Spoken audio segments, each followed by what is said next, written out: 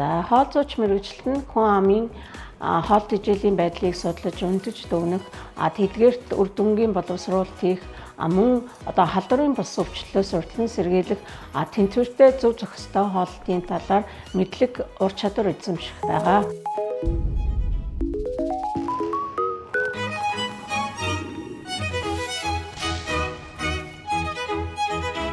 За энэ мэргэжлийг сонгон суралцах болсон шалтгаан маань Монголын ирээдүйн хүн амын эрүүл мэндийг хамгаалах, урьдчилан сэргийлэх мөн ирээдүйн одын дэлхийн аваргуудыг багаас нь зөв дадалтай зөв Монгол хүнийг бүтээх зорилгоор зөвлөмж өгөх зорилгоор энэ мэргэжлийг сонгон суралцж байна. За манай сургууль нь чадварлаг мэргэжилтэн бэлтгэхийн тулд сүүлийн үеийн тоног төхөөрөмж, анги, танхим, лабораториор оюутан суралцалтыг бүрэн хангаж байна.